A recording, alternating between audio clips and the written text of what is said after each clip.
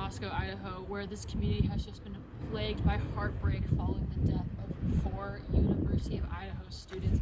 In the house right behind me, you can see that there are state police and forensics outside trying to do anything they can to get evidence for this case and bring that killer to justice for these families. It's a little wet here on Grimes Way.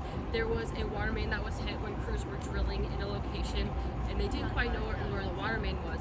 Right behind me, as you can see, it is a massive flood. So WSU sent out an alert just a little bit ago, and they want you guys to stay away from this area so the crews can continue working and cleaning this up. Happy Election Day, Cougs. So there's 3 really important things that you can do today to make sure that your voice is heard. 1, you can come visit the Cub Senior Ballroom. The CCE is putting on a student voting hub, so you can register to vote, and then put your ballot in a box where it can get counted.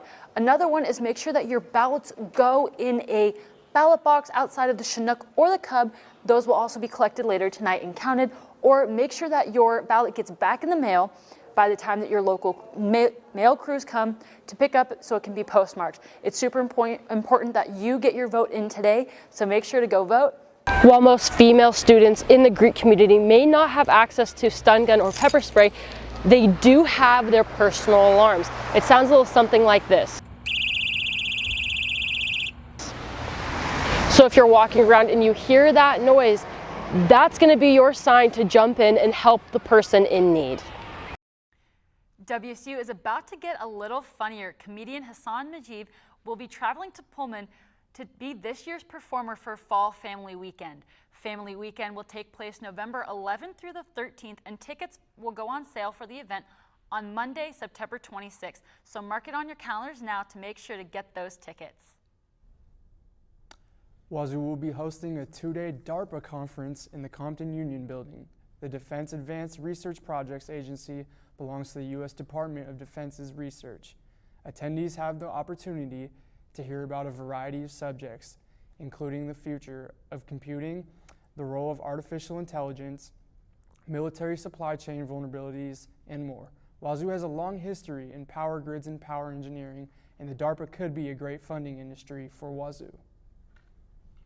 The Seattle Public Schools teacher strike officially ended Monday night. The Seattle Public Schools and Seattle Education Association came to a tentative agreement. The teachers' biggest concerns were pay and classroom support, especially for students with special needs. The strike ends after students have missed 5 days of school dating back to September 7th and the original first day of school. There's no official start date announced yet, but school is expected to begin soon. Last night, we learned new information regarding the 2 roommates of the 4 murdered University of Idaho students. Police confirmed that they were in the home at the time of the attack and that they were home when the bodies were found. Police can also confirm that they have not ruled anyone out as a suspect, but they do not have anyone. Police have also confirmed that the roommates did not call 911. They have not disclosed who made that 911 call and are not going to release that information at this time. As of right now, police are looking for a Rambo-style knife that they believe was used in the murders. The coroner did release the autopsy report, but did not go into detail about the specifics of the murder. Kathy Mabet, the Latah County coroner, disclosed in an interview with News Nation that all victims were stabbed multiple times, with multiple of them having a fatal wound to the upper body area or chest. According to Xana Canoodle's father, Jeffrey Canoodle, Xana had defensive wounds on her body, and it appears that she did put up a fight.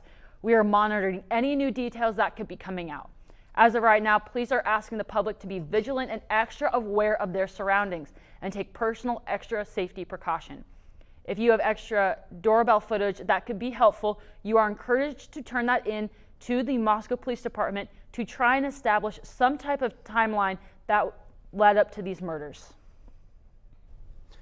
With the ongoing investigation in Moscow, we sent our reporter Derek Joseph to the scene of the homicides. Let's hear what he heard today. Derek? The roads this past weekend looked pretty colorful as most leaves were falling from the trees due to high winds. Kathryn, will we be seeing more of these high winds in the coming days? So unfortunately, we went right from summer, week of fall, to winter. So yeah, it's going to be pretty cold. Let's go take a look at the weather wall. So I'm going to put these on because you might have noticed that today it was a little sunny during your walk to class, but you're going to take those off because you don't need them anymore. So today, again, it was really sunny, high of 40, low of 24. And if you're going to notice a new time on our sunrise or sunsets now, 4:20, 4:30 is because thank you, daylight savings.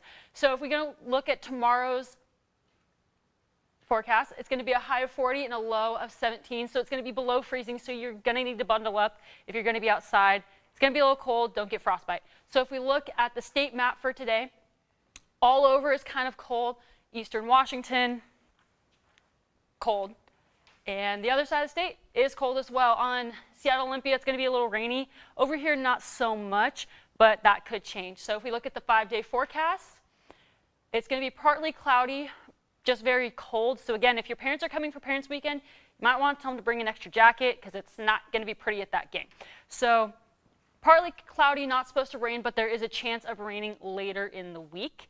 That's pretty much all I have for weather. Just remember to wear your hats, scarves, coats, stay warm. Please don't get frostbite. It's not fun. That's all I have for you for weather. Back to you guys at the desk. Well, Kathryn, the pass is good for now, but those driving home in the next few days, are they going to see snow on that pass, or what's it going to look like? How are they going to stay healthy? Let's go talk about it. Let's go head on over to the weather wall. So we do have a little bit of a cold front in Pullman today. It's 39, low of 17. That 17 is feeling a little bit more like a 12, so just be prepared for that.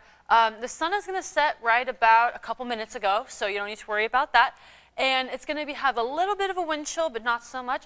So let's look into tomorrow, because that's kind of really what matters a little bit more. It's going to be freezing.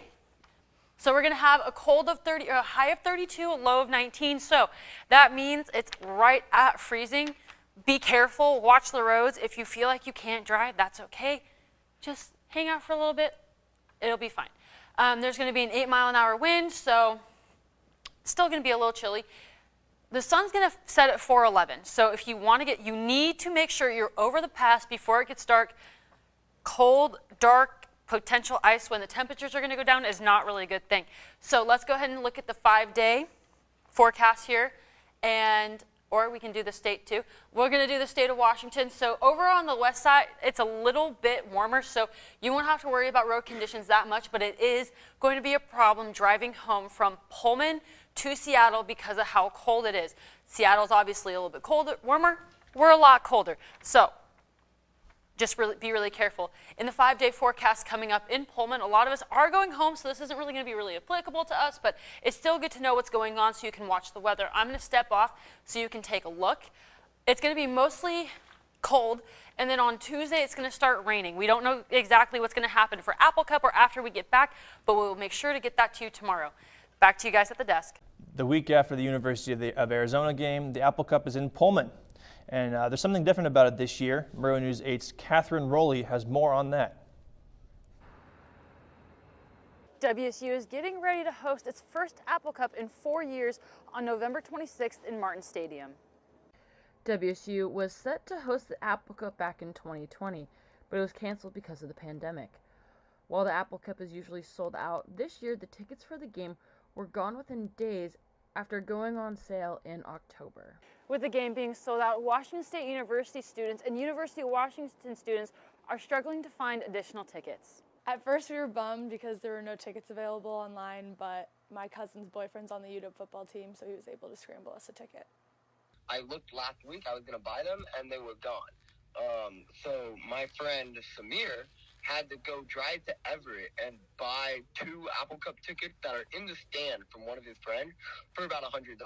So, I mean, it's almost impossible to get these tickets. Students aren't the only one preparing for the big game. Prices are rising as hotels and Airbnbs are filling up, and other businesses in the Pullman community are gearing up for the game. We went by and stopped to the Coug to see how they were preparing for Apple Cup. We prep as much food and stuff as we can before the games. We all get ready, give ourselves our pep talks for what it's gonna look like for all the chaos. Apple Cup's a little bit different because the hostility between WSU and UW, we have to prepare a lot for fights and just general, a little bit more amped up than a normal football weekend. One thing's for sure, this year's Apple Cup is going to be one of the biggest games for both schools. Reporting in Pullman with videographer Gary Dunn, I'm Kathryn Roley, Murrow News 8. after a Between the excitement of game days or the tailgates, there's one question that has been looming in the mind of Kook fans. Why is there no alcohol sales at WSU? There are currently no collegiate stadiums that sell alcoholic beverages inside of them, but they do sell outside of them.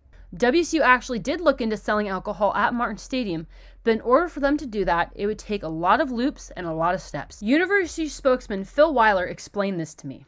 To do that, we have to get approval of the State Liquor and Cannabis Control Commission, and really that was the I guess stumbling point. Maybe is the way to describe it. You know, we were wanting to be able to do this.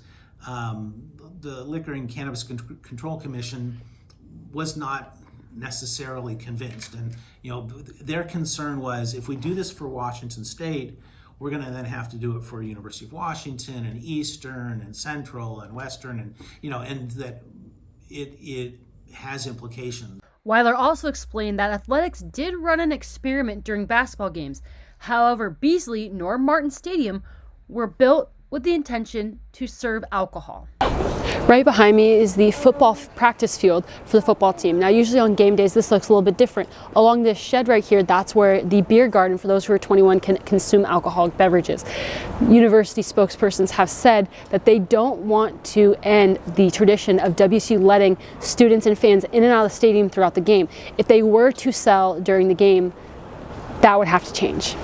On top of the logistical challenges, there's also the cost that would come with serving alcohol in sporting venues. I mean, you have to have alcohol monitors. You have to have trained staff who can serve it.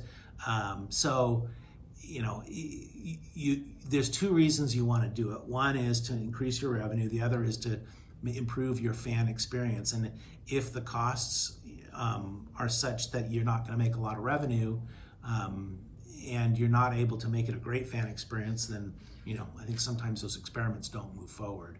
While it might seem like a good idea, cons may outweigh the pros. For now, students and tailgaters are going to have to stick with going back to local bars on campus or going back to their tailgate spots. Reporting in Pullman, I'm Kathryn Roley, Murrow News 8. Have you ever noticed why the water fountains at WSU are so inconsistent? Well, here's why. Some of these water fountains, like the one on your screen, was put in place in the 50s or 60s. No one knows for sure because most of the staff that was here at the time is gone. Yeah, I don't get why when we've invested so much money into everything else, why drinking water isn't something that's super important, but we're long overdue for an upgrade, I'd say. The problem is some of these water fountains, you either can't get enough water or you get too much water. And then it causes a puddle on the ground, which can be dangerous for students as well. Imagine I'm a student that just wants to get a drink of water since I don't have any left. I come over to the water fountain to fill up my water bottle, only to find it's almost impossible to do so. Most people probably don't even drink directly from the water fountains anymore. They fill their water bottle up and it's not very convenient. So it seems like something that, one, they can conserve water and energy, and two, we're supposed to be a modern university. So that feels like a modern upgrade that's long overdue. So the problem is students either get too little or too much, but rarely do they get just the right amount. Water fountains like these with the fillers are only about $940, which seems cheaper to maintain than continuing to fix the problem. Another issue that's posed from the water fountains is how old are the pipes? Well, the answer is, we don't know. From Pullman, I'm Kathryn Roley, Murrow News 8.